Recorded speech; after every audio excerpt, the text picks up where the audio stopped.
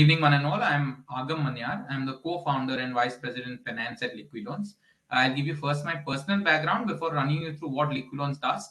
I'm a Bombayite, born and brought up here. Did my bachelor's from Nursing MBA from IBS Hyderabad. Then I was working with IIFL Wealth for more than 6 years. Managed nearly 3,000 crores of assets. Post which I was with JM Financial Wealth Management. Managed nearly 2,000 crores of assets there. And then early in the journey of Liquiloans, became a co-founder here. I'll also share my screen for you all to have a quick understanding about what Liquiloans does and why does it make sense for your investors to look at Liquiloans and invest via Liquiloans. Happy to inform you that we are the world's first CRISIL or credit assessed peer-to-peer NBFC platform product. We have done our assessment through CRISIL, right? Before even going to what and why we did all of that, I'll first give you a quick background of why did we start the company. In 2018, my promoter co-founders Gautam and Achal, that you can see on the screen on the bottom right, they essentially started Liquiloans. Before this, they were running a successful venture called Rento Mojo, which is an 800 plus crore entity. They were both erstwhile employees of IFL and ICICI. Post which in 2015 they started Rento Mojo. In that journey, there is a lot of good equity capital from Axel, which is the largest investor in Flipkart and Facebook, IDG, and Bain. Bain is one of the largest consultancy firms in the world. What they used to do back then was buy a lot of assets, which was furniture and appliances, and lease it out to millennials. Very successful model in that journey. What they eventually did is they went to Barclays Wealth Management, created a structured product where HNIs would invest into the asset and then sublease it to the end consumer. So that was a quasi peer-to-peer model. Now all of you all will be asking me, at least thinking for sure, what is peer-to-peer that he's saying about, right? Peer-to-peer is nothing new. Peer-to-peer is an age-old tradition of lending monies to one another, right? Our fathers, grandfathers, great-grandfathers always typically used to lend monies to one another within families, friend, or within the community to earn a fixed interest income, right? But unfortunately, with time, all of those practices started dwindling down because of two large issues. One, even a good relative or a friend would not repay or sometimes delay or default. In most cases, a lot of people saw a lot of delays which impaired their return, right? So then in 80s, 90s, people started going to a bank, people started going to an NBFC saying that I will make a deposit, let a professional institution manage my money and lend that money forward to both corporate and retail borrowers and then get me a good fixed return, right? But in the last 10, 20 years, we also saw that returns on these products went down. At the same time, people have lost money even in the safest of safest cooperative bank FDs, AAA debt funds, and even secured entities. What we wanted to do with Liquiloans was to reduce or mitigate all of these risks for the end investor so that he can get a very safe investment product. At the same time, he can make returns which beat inflation. So when we started this journey in 2018, thankfully, luckily, in the start of the journey, we got equity funded by Matrix Partners. Matrix is one of the largest investors in Ola Cabs, Ola Electric, Quicker, Tribber Hotels, MSwipe, Razorpay, Country Delight, etc. Right? Additionally, we got funded by great marquee HNIs like Kunal Shah, who's currently the CEO of Cred, who erstwhile ran Freecharge, which he sold successfully for $450 million. We got Mr. Abhishek Dalmia, part of Dalmia Bharat family. He's the chairman of Renaissance Group based out of Delhi. We got Mr. Ashutosh Taparia, who was India's largest income tax payer in the year of 2016. So it was not even a Tata Birla or Amani, it was Ashutosh ji who paid the highest individual income tax in 2016. He came on board and backed us. Then we got Mr. Satya Bansal, ex-CEO of Barclays Wealth India, who also backed us. Additionally, on the advisory board, we have Mr. S. Ganesh Kumar and Mr. Ajit Mittal, both of them who are well-known dignitaries of the RBI. So then we started our journey. We raised 12 crores of equity capital from all of these individuals, including Matrix, and wanted to solve for the fixed income dilemma that the investor had. Why do I say there was a dilemma? I would just take it to the industry first. What we saw is out of the total wealth that investors have, nearly 42% of their wealth was in fixed income. We traditionally did bank deposits, did PPF, did post office deposits, and eventually also matured enough to get into debt mutual funds.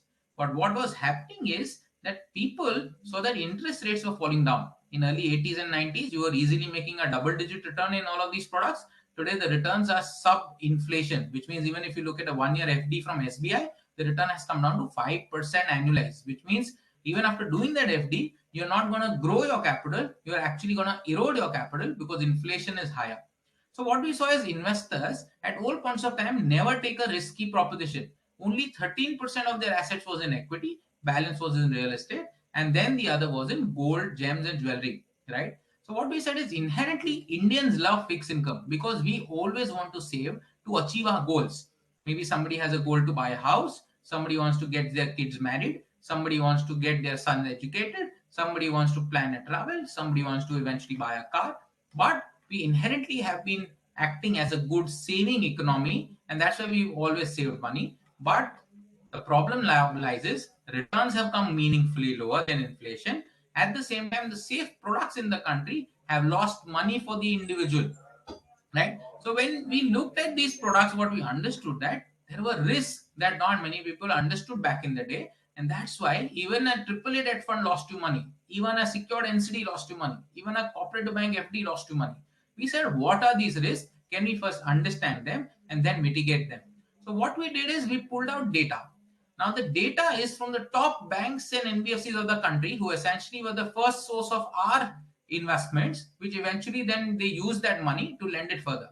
Now the best bank in NBFCs in the country are listed here, which is ICICI, SBI, Kotak, HDFC, and Bajaj Finance, right? The top 5 in the country. And what we did is we pulled out data from 2016 to 2020, where we started understanding why and where were they losing money. So typically when a bank in NBFC raises capital from you, either from a savings bank account or an FD, eventually they use that money to lend it forward to either retail borrowers or corporate borrowers.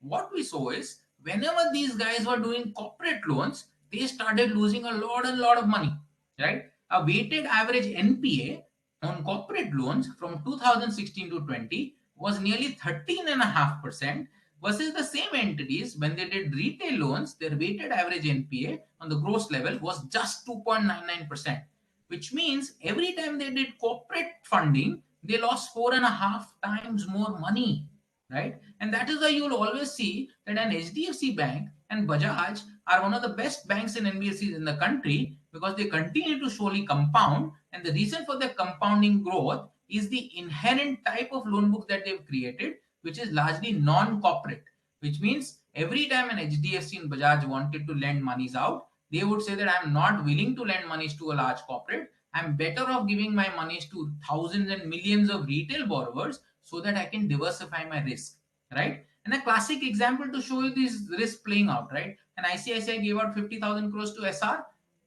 turned into an NPA. They gave out 10,000 crores to Videocon, turned into an NPA. SBI gave crores and crores of rupees to Kingfisher, Bhushan Steel, turned an NPA. Did you ever come across HDFC and Bajaj losing 5,000, 10,000, 20,000 crores? Never ever. Why was this? Because as I said, they always concentrated in building a very large retail franchise so that the risk got diversified, because they always intended to give a smaller ticket size loans, but typically a shorter duration, right? And you and I, as an individual, whenever we take loans, we repay money on a monthly basis in a form of an EMI, which means we not just pay interest, but we also pay principal back on a monthly basis.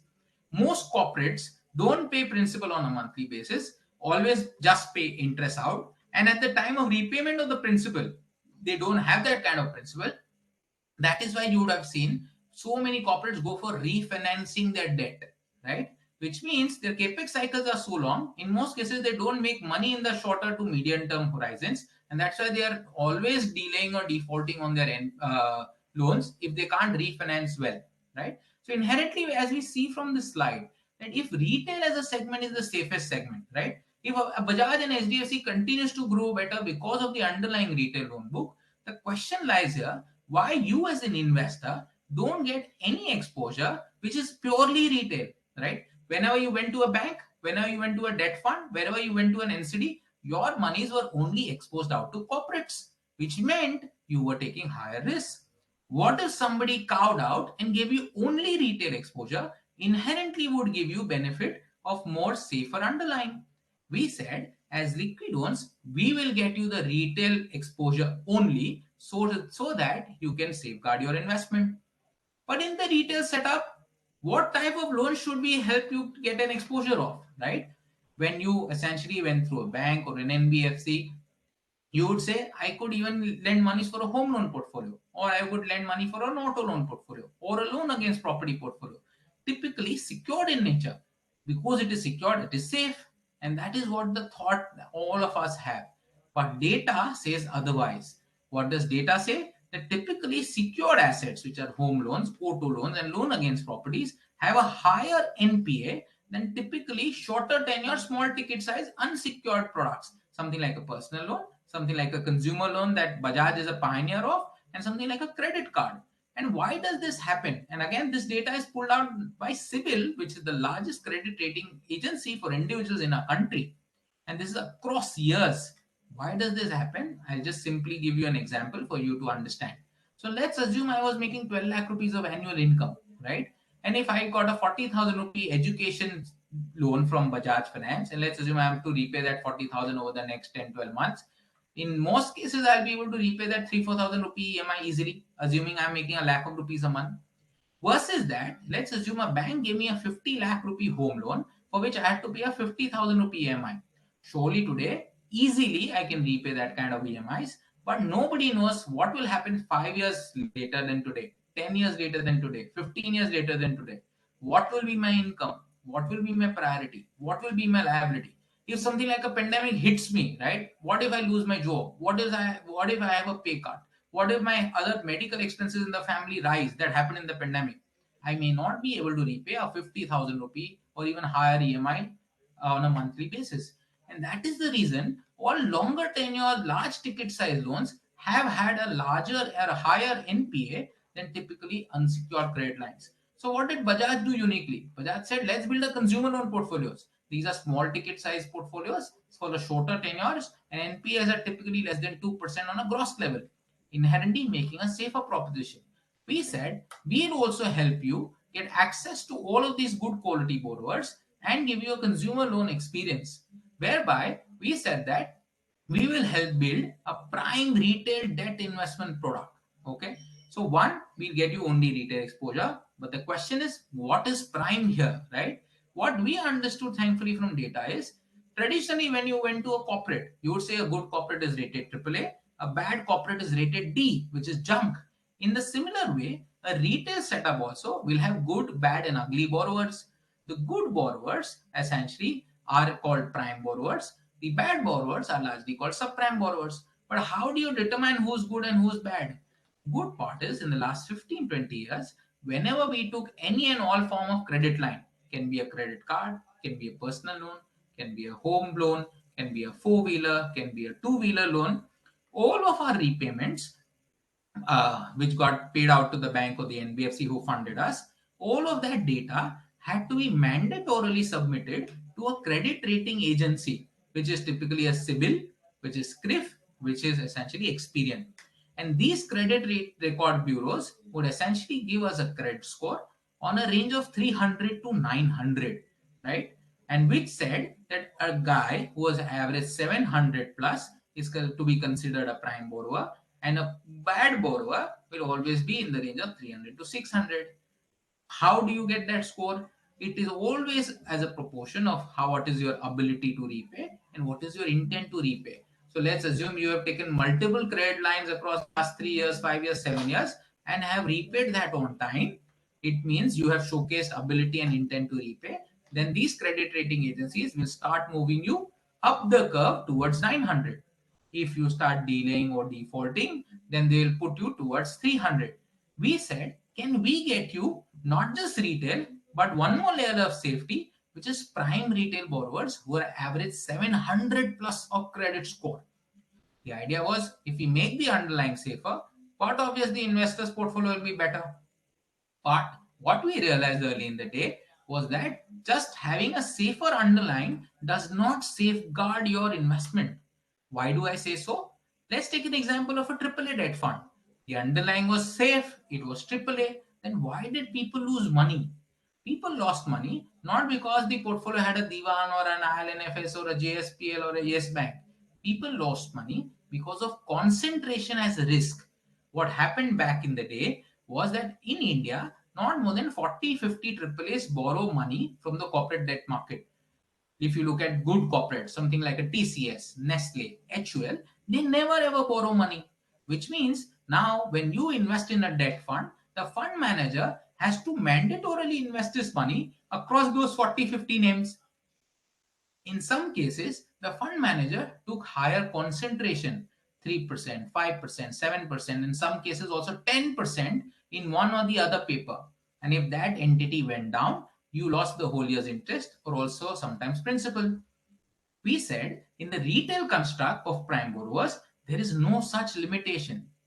We can help you diversify at least 5 to 10x more than even a AAA debt fund, which means an average diversification across at least 150, 200 plus borrowers, whereby your exposure to even one prime borrower will be less than 0.5% of your invested capital, right? And that gives you crazy level of safety. So not just retail, not just 700 plus, but we said crazily diversified pool of underlying borrowers which allow you to save, mitigate your risk. But then the question that should come to your mind is why would a prime borrower come to Liquiloans, right? You, all of you all on the call, I'm sure, would get multiple calls from banks and credit cards asking you to take a loan on a daily basis, saying that, sir, there's a pre approved line of credit, please take a loan. You don't need to do any documentation. The credit card guys will hound you, sir, take a loan for any use case. You will say that for me, I am getting loans at the cheapest cost from the best banks and NBFCs of the country. Then why would I come to Liquiloans? We said the way we want to source these borrowers is not by doing any magic, is by to follow the industry leaders' time-tested successful business model. What am I talking about? We said that typically how you look at Bajaj Finance today, right? What did Bajaj do in the last 15, 20 years? They said, I will compete with the bank, I will get the prime borrower by offering these borrowers a no cost EMI proposition, right? Whenever you go to a Chroma, Vijay Sales, Amazon, Flipkart, what do you see? Bajaj is more than happy to offer a no cost EMI when you want to buy a product or a service. What did Bajaj do here? He said, I will tie up with these various point of sales vendors. Through these guys, I'll be happy to get these borrowers.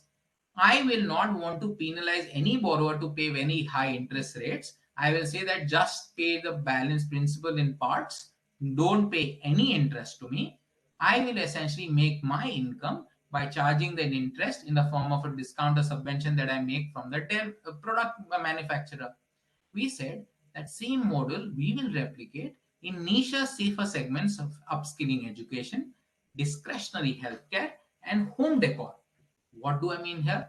We said we essentially want to target the service segments in the country which are inherently even safer than white goods. And why do I say so?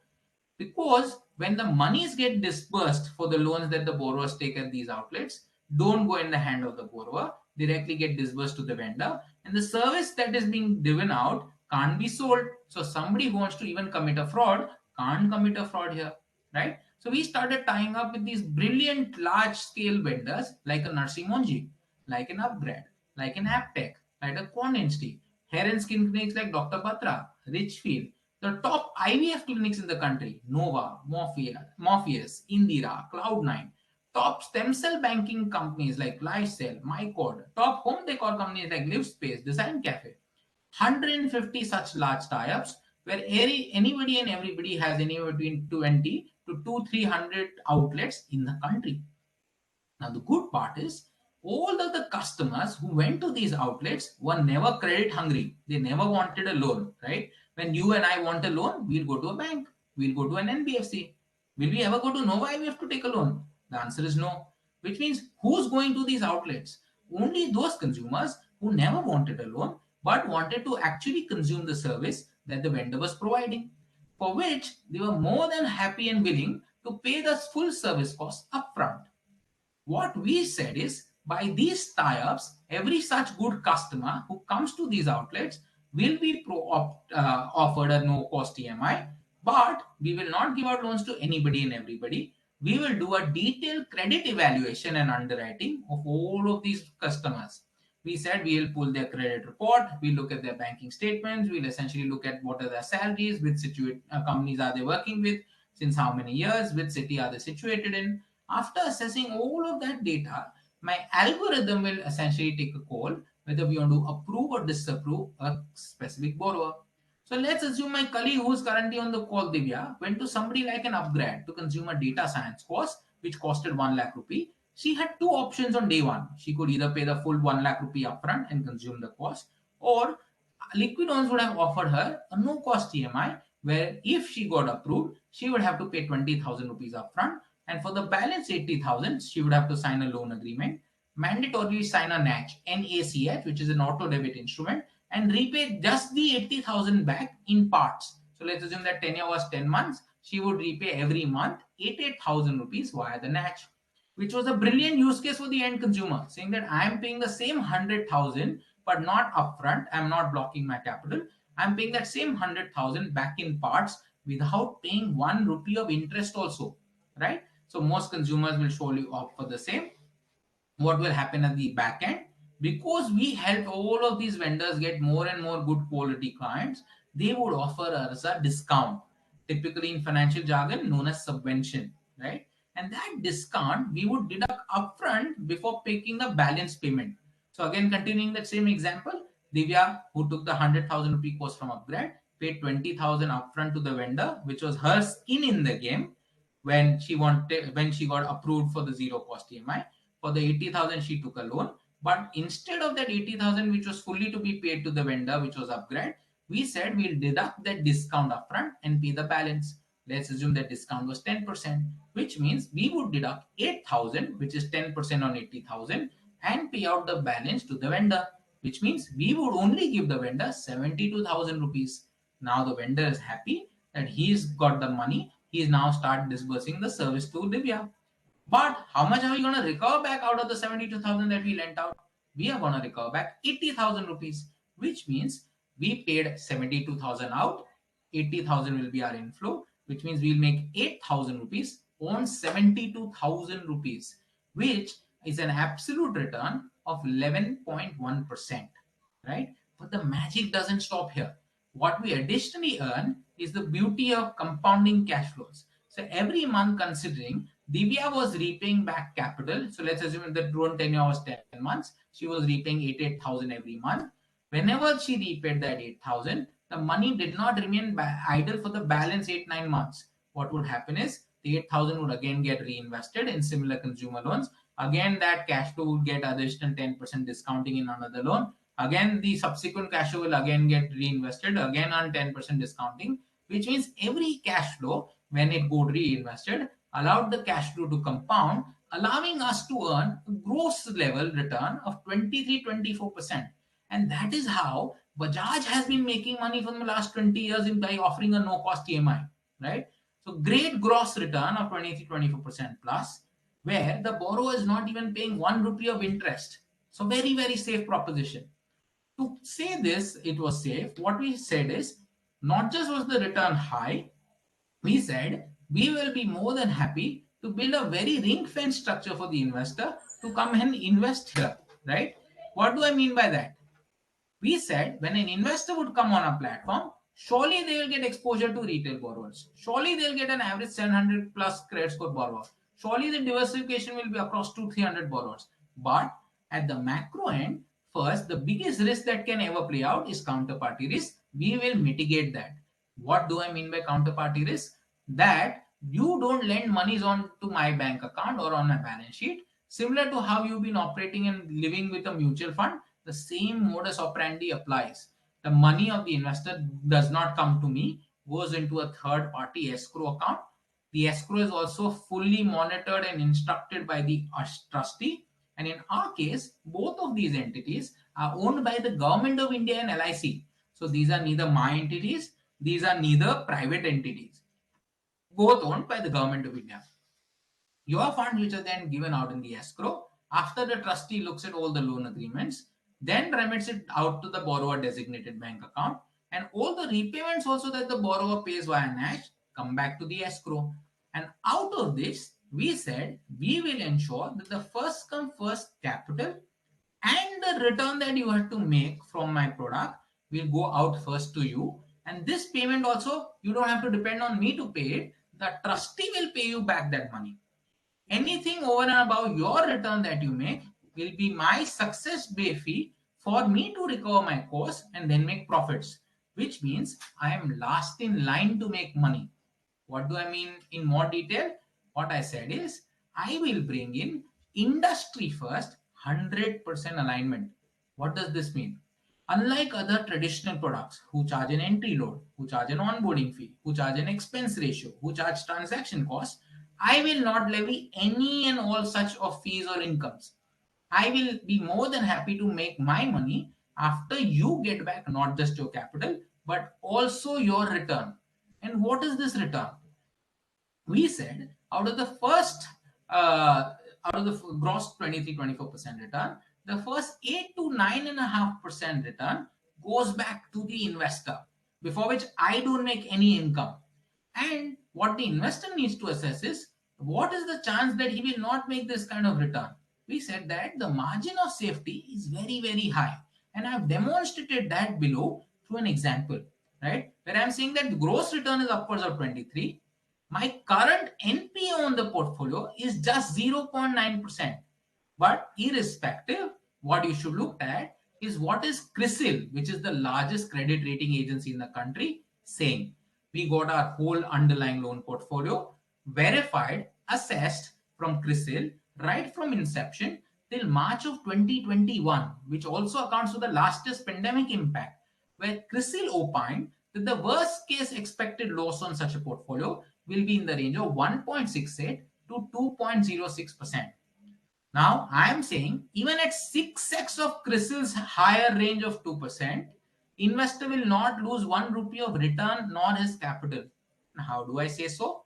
Because considering you are making 23 at gross, and out of which the first, let's assume 9.5, which is the highest yielding scheme, you took that scheme, there's a margin of safety of additional 13.5, which is 23 minus 9.5. Now, CRISIL is saying worst case there will be a 2% impact.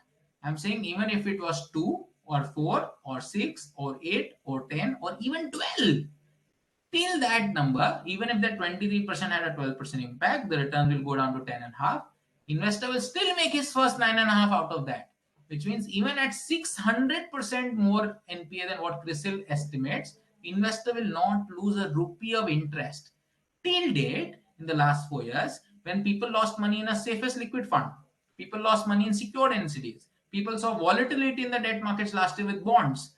No investor on my platform has even lost 1 rupee of interest, nor has seen any volatility.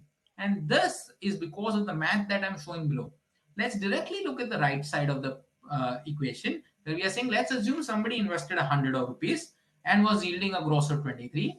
And let's assume the CRISIL's worst case NPA of 2%, which means even after that 2% hit, investor will net out 20.9%. And I'm saying out of that, the first 9.5 still goes out to you, which means at all points of time, investor will keep on making the return that he was indicated, right? What has been my worst NPA till date? My highest NPA recorded was in October of 2020, which was a meager 1.6% gross. And again, mind you, that's gross, nets are even lower. And that is the reason no investor till date has lost even 1 rupee of interest on the platform. Over and above this alignment, what did I say is this alignment will ensure I will be essentially more concerned by selecting these borrowers, because as in when the NPA keeps on rising, it does not impact the investor first, it impacts my potential income. As in when the NPAs rise, I will start making lesser income because my income is over and above your 9.5, which means if the NPA was 0, I would have made 13.5%, which is 23 minus 9.5. If the NPA is 2%, I make 21 minus 9.5. If it's 4%, I'll make 19 minus 9.5, which means every time the NPA increased, I will start losing my potential income. And I, as a business, not just want to recover costs, but also make profit. So now I will be 10x more cautious while getting these borrowers on the platform so that NPAs remain low. Happy to inform you that I am the only profitable peer-to-peer NBFC in the country. which means even after the worst of worst pandemic, I have managed to pay out my investors their full capital in return and have managed to recover my costs and moreover be profitable, right? Which is a big safeguard that investors should surely look at. Over and above this, what I said is, gone are those days when investors were lazy. Typically, they would just go by the brand name that they were wanting to invest into. Let's assume a brand name like Franklin, a Divan, an ILNFS, because they always went by the brand name and did not understand where were these guys further lending your capital to. What we said is, if they were lending it to risky players, you may still potentially lose money. But that's why you need enough and more transparency to know what type of borrowers are you actually lending your monies to. And we provide industry first, complete transparency to each and every investor as well as their distributors. What we said is every borrower that you lend to, every borrower's borrower card will be available to you. Let's look at the first borrower on the triple bottom left. The borrower was working in TCS. He's a 42-year-old borrower staying in Bombay. His credit score was 853. He took a 24-month loan. His loan was for the purpose of education, where his monthly income was lakh of rupees, which means his annual income is 12 lakh rupees, where the total loan that he's taken was 2 lakh 13,000 rupees. But your exposure as an investor would typically be less than half a percent of your invested capital, which means even in the best of best borrowers, you will not take any concentration risk. And on the top, you'll always get a cumulative data across all the borrowers that you lend. This portfolio of one investor who's invested nearly 6 lakh rupees is diversified across 223 borrowers. There's no mutual fund who gives this level of diversification, where the average money lent out was just 2,900 rupees, average tenure was just 8.71, and the average credit score across all of his borrowers was 775, which means the underlying was safe, and more importantly, all of the details were transparent to you and as well as the investor. What we said is in fixed income. How do you evaluate fixed income? Traditionally, people used to do fixed deposits. They matured to NCDs, and then recently they started doing debt funds. But what you need to evaluate is not just the first two parameters, which is returns and liquidity. Good part is on both these parameters, we are better than the traditional products. Today, an FD yields nearly 5% pre-tax. The riskiest credit risk fund, which is the debt fund, yields 4.97% YTM post expenses. Here, my returns start with 8.15%, go up to even 9.5%, and hold for till the end. There's a special scheme that we have made available till the 7th of October, which also offers a 10% return, and I'll come to it. What we said is second important parameter that everybody should understand is liquidity. That if in a worst case situation, I need my money back, do I get it? Unfortunately, in even large debt funds, we have seen back in the past, they have stored redemptions. In lower of fixed deposits, people have not got liquidity because the banks were not able to sustain. A lot of banks collapsed, a lot of cooperative banks went down under. But even in the worst of pandemic, when there were two lower circuits, there was panic altogether in March and April of 2020. Anybody and everybody who withdrew capital from our platform got back their full capital and interest in T plus 2 working days, which means no delay, no loss, no impact. So crazy level of liquidity available on the platform. But how do we achieve this good return and liquidity? By deploying 5 risk mitigation practices. 1, alignment of interest. What do I mean by that? Which I said upfront that I am the only player who says that you take your return and capital first. Only after that, I will make 1 rupee of income. Unlike a debt fund who will say, I will keep on filling my wallets by earning expense ratios. But if there is a loss, I will not even share that loss. I will just pass that on to you and reduce the NAV. But here I'm saying I will be aligned so that I will make money at the end of the day. And surely the investor will make money before me. Second, what I said is to reduce risk, one needs to massively have a diversified portfolio. Unfortunately, you would have seen in the past a debt fund which is diversified across 30, 40, 50 names also has lost you money. We said we'll do average 200, 300 plus borrowers, which means nearly 10x more diversification to reduce the risk, where your allocation to even one borrower is less than 0.5% of your capital. Third, you reduce risk by essentially ensuring that the credit risk that you are taking is very, very low, right? What do you mean by credit risk? Credit risk is the type of borrowers and the use case of those loans are being funded for. The good part is my borrowers are not credit hungry. These are first of all not corporate, they are retail. In retail, they are 700 plus. In 700 plus, they are people who are taking no cost EMIs. They are not taking high interest bearing loans. And all of the returns are coming via subvention. So inherently, you have a very, very safe exposure into the best of best borrowers in the country. Fourth, the big risk that eventually existed in this market was interest rate risk. 2 years back, you will surely understand this, that liquid funds were giving 6% return. Today, the same liquid fund is giving just 3%. Similarly, a debt fund which was giving 8 is giving 5 or 4, right? Which means with time, when interest rates went down, investor actually never made the full 8%. He's actually making a lower return. Same with the liquid fund. But in my product, there is no such interest rate risk. Let's assume you invested for liquid or even invested for a 1 year, 2 year, 3 year product. Even if the interest rates went down, your return never went down. Let's assume you invested in a 2 year product which was yielding 9.3% annualized. Even after the interest rates going half or even half than that, you still kept on making that 9.3% return. And that is what the investor wants, predictability, that if I put in my money today, what is the return that I'm going to make at the end of the day? And fifth, biggest safeguard was the asset class exposure that you were taking. We said we don't want to do corporate, we don't want to do a mixed allocation, we only want to do retail. And if we do all of this correctly, we will ensure that the risk adjusted return on this product is higher than any traditional fixed income product, even higher than all traditional peer to peer platforms that exist in the country. Right? So, what are we saying? We are saying we are helping you to lend monies to prime retail borrowers, taking all of these largely in zero cost EMI loans, where their average credit score is 700 plus. The average tenures are typically less than 12 months. The loan sizes are so small, average 40,000-50,000 rupees, where your portfolio is very well granularly diversified. And the schemes mentioned below are the investment schemes for an investor. If an investor wants to start, he can start with as small as 50,000 rupees, go up to 50 lakh rupees of PAN card. The first scheme on offer is a liquid scheme where you can come in today, get out after 10 days, 80 days, 100 days, up to 365. You can partially withdraw, you can fully withdraw. Here you make a yield of 8.15% annualized, which is 2.5 times more than your traditional liquid product. Your liquid funds are just yielding you 3.25 today. All the other schemes, right from a 3-month scheme going up to a 36-month scheme, are lock-in schemes where you can earn as high as 9.5% annualized. So a lot of people come and invest in a 12-month product saying that my 1 year FD was just giving me 4.5-5%.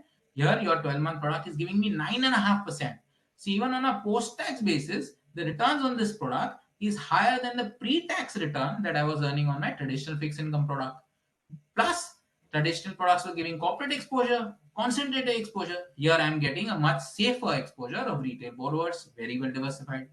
Across all my schemes, investors can also opt in for a monthly interest payout so that they can gain visibility and also book their income on a perennial monthly basis. If they don't want the monthly interest payout, they can surely take a cumulative payout at the end of the tenure. So all of these schemes are open, right? What we eventually said is, why should you invest?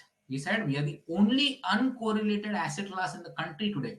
We have no correlation with equities or debt markets. Last year, when both equity and debt markets saw crazy volatility, actual losses, M2M losses, panic altogether, none of my investors had any such issue. They had a good sound sleep because they continued to make their good high return, continued to beat inflation, saw no volatility altogether, and enjoyed the benefit of the product. How did we do this? By giving you the same equivalent type of portfolio that an HDFC and Bajaj would build, which is retail, diversified, brilliant use cases through low cost EMIs, and more importantly, we reduce the inherent traditional risk.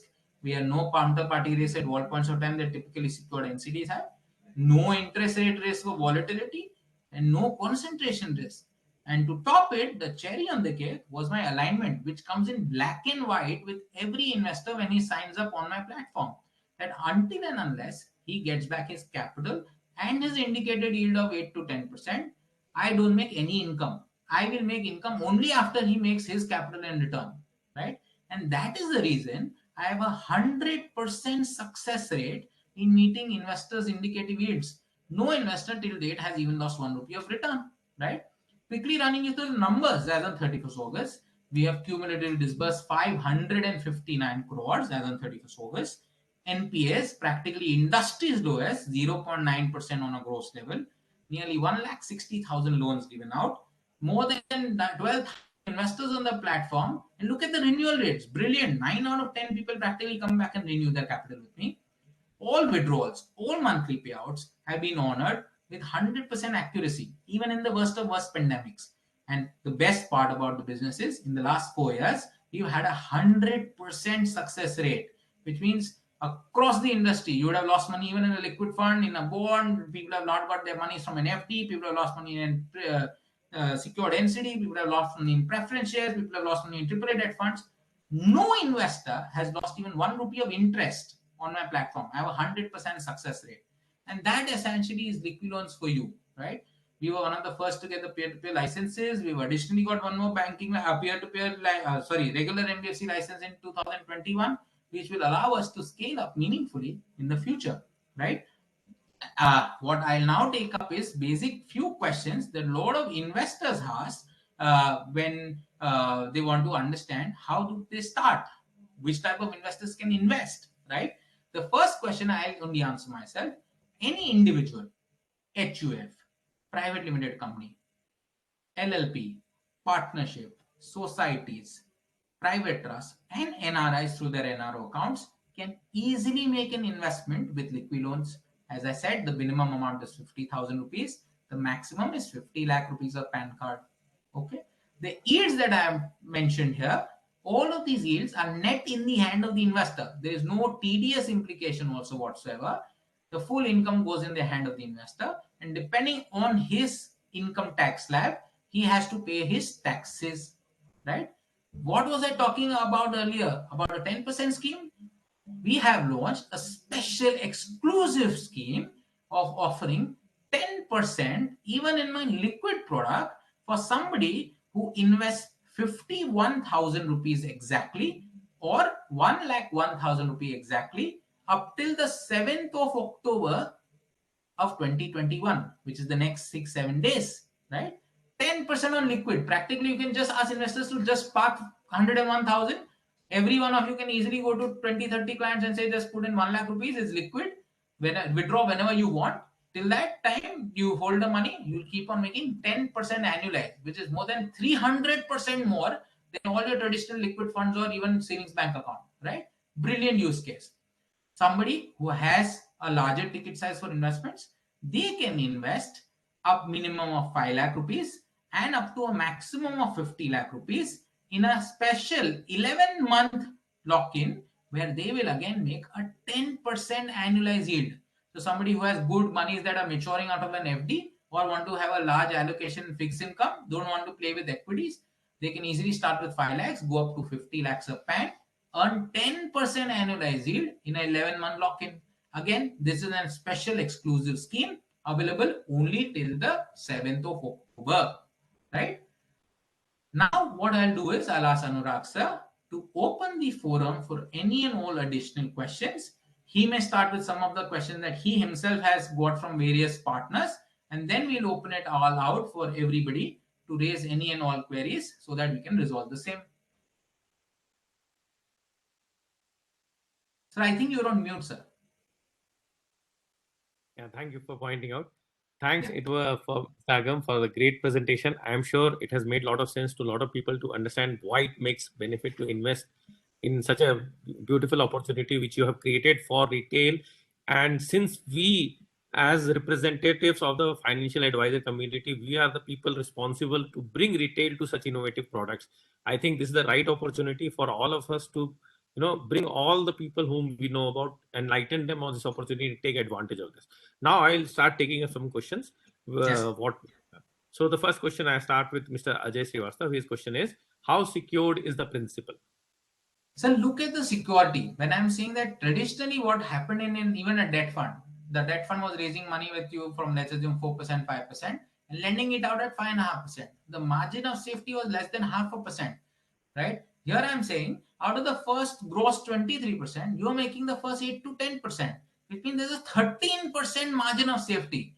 And CRISIL, which is the largest credit rating agency in the country, is saying that the worst case NPA that you will see is 2%, which means out of 13.5, CRISIL is saying the worst will be 2%.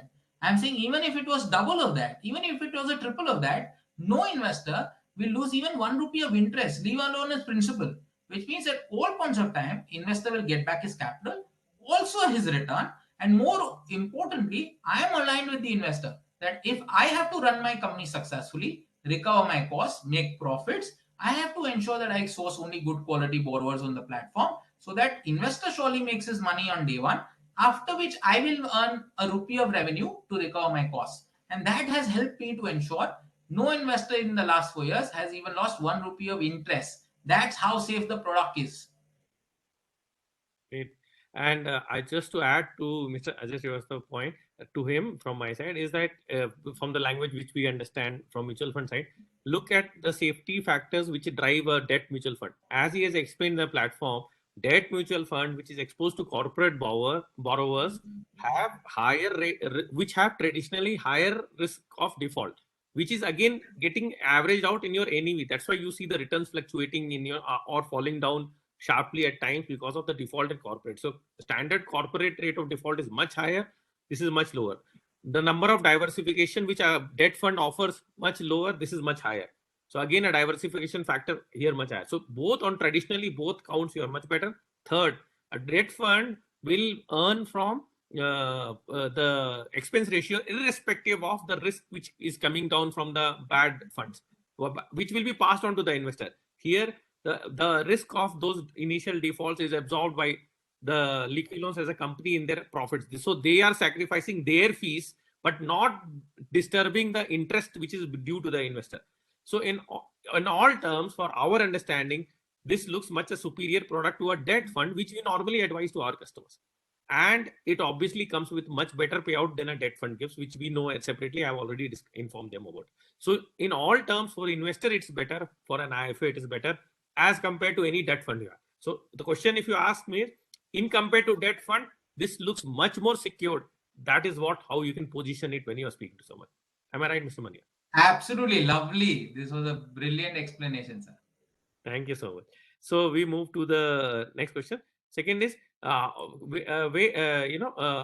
the borrowers who will be lended from the money invested, are they be made visible to the investors?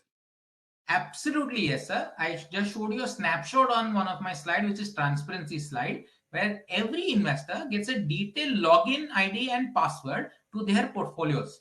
Where let's assume they have lent monies to 300 borrowers.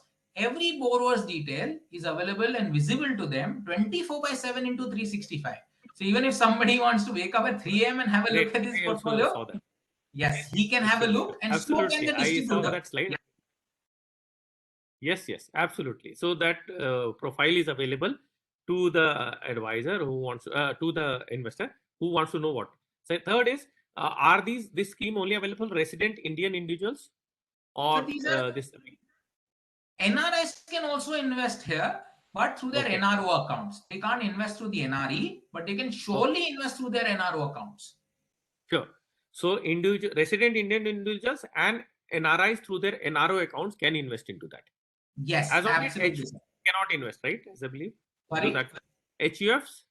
Sir, HUFs can also invest. So I'll again reiterate: individuals, HUF, private limited companies, partnerships, LLPs, societies, private trusts, and NRIs through their NRO accounts. All of these investors can invest in Liquiloans. Great. Thanks for understanding. Another question, I guess, which has come from the audience is the mode of investment is currently there's a net banking online, I believe, because we have enabled net banking and UPI, and then there is an NEFT option where we can share the bank account, escrow account of the investing company, and they can make the NEFT to that transfer and then do an online order based on that. Correct? Absolutely correct, sir.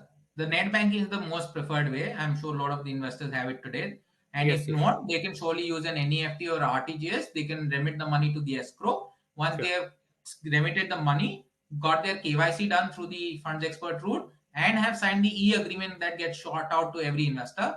Yeah. As soon as that's done on a working day before 5 o'clock, the monies will surely get executed into whichever scheme the investor is opted in for. Great. So I guess we don't have any questions. So I'll just on the chat, Vernal. So I'll just try to unmute you and then try to see. So there's one question on the chat that I'd like to surely take again. Sure. What is the taxation on this income? Will we be treated as interest income or business income? Yeah. Surely this will be a tax as interest income, because this is the interest that the borrower is repaying to you. So depending on your net tax slab, you will have to pay your taxes. So somebody who's practically at 0 tax slab or a 10% tax slab will pay 10%. Somebody who's at 30 will pay 30, right? So it depends on the investor's income tax slab. All the income that I mentioned, right, from 8% to 10%, all of the income gets paid out directly to the investor. There's no TDS that gets deducted. Gross yields are paid out to the investor, out of which the only net payable difference is the tax that they have to pay to the authorities. Okay. Yeah. So I just saw there were some other questions also. Sure, sir. How is this product different from, they have named another P2P company, but basically I think I will probably better answer for you on behalf if you, because the way he answered it very clearly. In other P2P companies, their fees is, if you look at that, is always, yes, Apurva, I'll take your questions also. So is always deducted irrespective of whether your yield is going up and down. Here, if you see, the most important thing is he has put the clause that only from after the investor return is met, he takes out his fees. That is the most important difference he has made.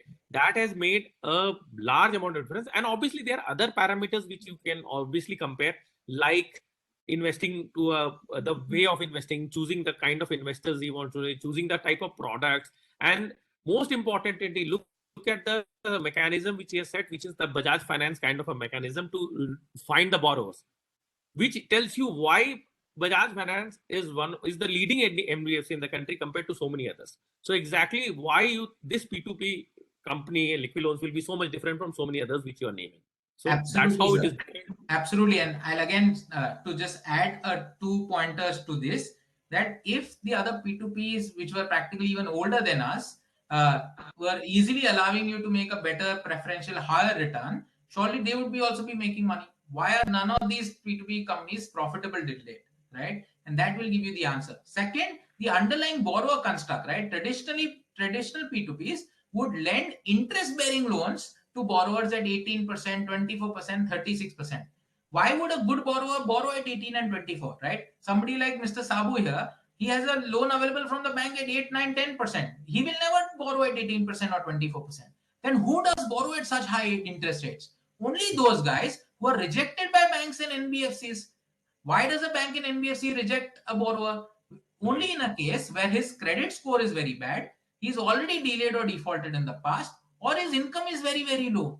So if bank and borrowers NBFC don't want to lend to such a borrower, why should you or investors take such type of risky exposure, right? What we are saying is get a prime retail exposure where the borrower is not credit hungry. He's taking a no-cost EMI. He's not even paying interest. Still, through the Bajaj Finance model, we are making a brilliant return, out of which the first 8 to 10% is given out to the investor. And next question which we have come across is, what is the regulation mechanism here? Like we have for FDI, some FDs, the bank is a regulator, so RBI is a regulator. For a mutual fund, SEBI is the regulator. So who is the regulator? So for us, RBI is the regulator. To do this business, you have to take a license from the RBI, which RBI started issuing in early 2018. This license is called NBFC peer-to-peer. Anybody who wants to operate has to avail of this license. Only then he can do this business. So we are completely regulated under the RBI regulations. Correct. And the next question, which you already answered, was why will a 700 plus credit score take a loan at 23%? Because it's very simple. They are not taking loan. They didn't even, if you heard his earlier part, they didn't even approach to take the loan. They went there. They saw there is an option. You make a down payment so much and you can avail of the entire service through interest-free EMIs. That's how Bajaj Finance has been able to get hold of such, cool quality borrowers, like he was referring to me and so many others, because it makes our task much easier. We can decide on the spot, take a loan and things like that. And that's why you get such high quality borrowers with such great yield in such a kind of mechanism. That's why it is a very special kind of setup which you are getting part of while investing. Then the second is, does for every investment, does a certificate or some statement gets generated to investor after the investment? Then how is the communication? Absolutely. Every investor gets an access to his folio statement showcasing what is the investment made, when did he make that investment, which scheme has he invested into, and an automated statement goes out every month to his email ID, right? Annually, he also gets an annual income statement to just file it for his income taxes. Yeah. All of that is available to the investor as well as on a distributor level, where they can just log into their dashboard and even download date-to-date specific reports. So if you want a report from 1st April to 15th June, you can download that. You want a 1st April to 31st March, you can download that. All of that available data is available through their dashboards. So Ronak, I think their answer is question is answered. You get the investor gets a certificate as a statement, like how you get for other mutual fund and other thing. So the investor is very much clearly aware of what is happening. So I guess we have answered those questions.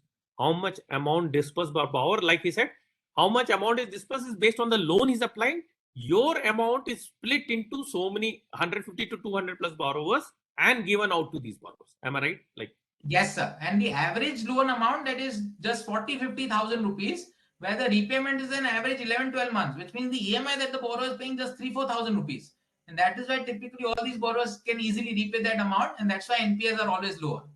Exactly. Right, sir. Then second thing is, if a question is, if investor wants to withdraw after 1 month, how will the interest be calculated? So it's a, yeah, sorry. Yeah, please go ahead. You are best. If it's a daily compounding on the liquid product, it starts accruing as and when the monies get deployed. Accordingly, let's assume he came after 1 month, and let's assume he's taken the liquid scheme, and let's assume the special scheme of liquid, which is at 10%. At 10% IRR, his amount will be calculated for, let's assume, 30 days that he's remain invested into us, and his let's assume 100 rupees was invested, 100 rupees plus 10% IRR for 30 days gets paid out in T+2 working days of him placing a withdrawal, right? Correct. So basically, when you draw that money, if you put any Excel calculator, you will get a 10% IRR on that. Exactly. Absolutely. Shall I ask one question?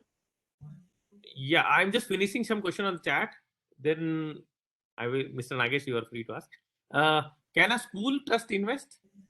Trust? So, private trusts can surely invest. Public trusts are not allowed by regulation. So a lot of private trusts essentially pass a board resolution, or essentially it's available in their bylaws that they can make such an investment. So we have so many private trusts already make an investment with us. So can be a building society trust, can be a school trust also. They can surely make an investment. Yeah. Sure. And I will take all the payout related questions in the end after the program is over. That because that is between we both. We will discuss that. I'll explain you how you get. So how will you get to earn? So Ronak, I think your question answered. So will on this earning will GST be applicable? No. So that I think the earning which there is no GST involved for the investor, right? For the interest, what not for the investor. No GST application for the investor. It's pure interest income for him. Yes, sir. So and can people also have a mandate to deduct money from account? Can they set up a mandate? So there is an SIP scheme for the liquid product, which is at 8.15%, where you can even get a mandate signed. So if you are an existing investor with, let's assume, 50,000 minimum with Liquiloans, you can start with as small as an SIP of 5,000 rupees. Okay. And if you are a new investor, you can sign up a mandate of 20,000 rupees for at least 3 months, and post which you can change that amount to even a lower amount of 5,000 rupees. So I would suggest you invest like Ronak, your question, invest, take advantage of the 10% scheme, which is going to run up to 7. This is a special scheme exclusively for Fund Expert. It's going to take advantage of that. Invest for next 7 days, get that investment of 51,000, and later on then set up a SIP or a mandate for automatic deduction at regular intervals. Absolutely. So I guess, Mr. Nagesh, you wanted to ask a question? You are free because I have finished the question. The payout related question I will answer post this session. Mr. Nagesh, you are there?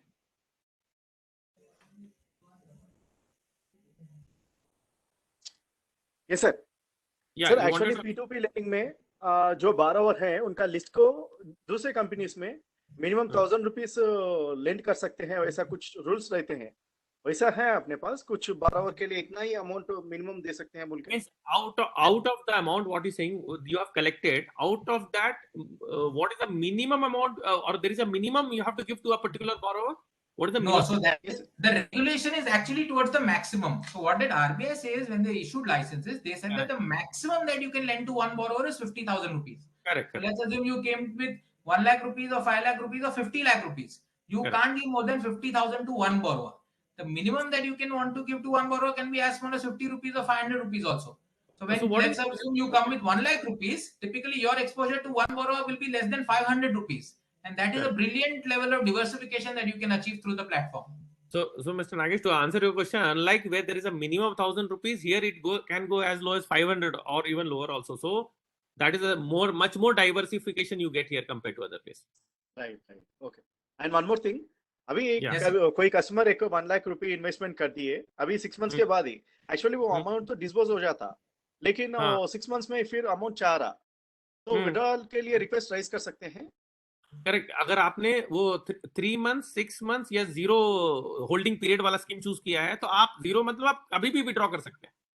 6 months हुआ तो 6 months के बाद आप कभी भी withdraw कर सकते हैं. तो irrespective of waiting for that's what you were selling, these they have, that's why their name also says liquid loans. Okay. You know that even though your loan disbursement of borrower is running in 12 months, 34 months, 6 months, which happens with other companies, here once your tenure is over, if you have chosen a tenure, if you have not chosen, assuming day one you have chosen the 0%, 0 day holding, that means anytime you want your order within 2T+2 they will reimburse that amount. They will not wait. They are not saying the borrower has to pay back. They will roll over the loan to others and give it to you. Absolutely. These loans are so high quality loans, there are always a borrower available to take your loan. Got the idea, Mr. Nagesh? Okay. And one more thing, ये अभी आप जो presentation slides जो presentation के लिए use करें, ऐसा कुछ हमको भी कुछ presentation के लिए मिलेगा? Set of presentation material, whatever you need. We will, that I will share. We will work with you and share with you. Don't worry. ठीक है? Okay. Thank you. Okay. Sure, Mr. Nagesh. We will work. Okay. So I guess, and yes. So yes, Mr. Ajay Srivastava. So I guess I will thank you because now we will discuss the payout and other kind of questions. Sure. So I thank you on behalf of everyone for the great presentation which you did, and we hope we will continue to have more sessions with more sessions. We are today in a short notice. We got a sample set of partners to come here to talk to you. I am sure they have got more enlightened. They have got answers, and we will look forward to more sessions. And we definitely look forward to working together to make this a win-win proposition for all of us in time to come. Absolutely, sir. Thank you so much for giving us an opportunity. Looking forward to strengthen our relationship with you and reaching out to the masses and showcasing a very safe fixed income product to them. Sure. Please take advantage of the 10% scheme. It's a limited scheme only up to 7th of October. And if you have any additional queries, Anurag sir will surely help you out. We are also there to assist you in any and all form. Looking forward to enlighten the audience and make a win-win proposition out here. Thank you so much all for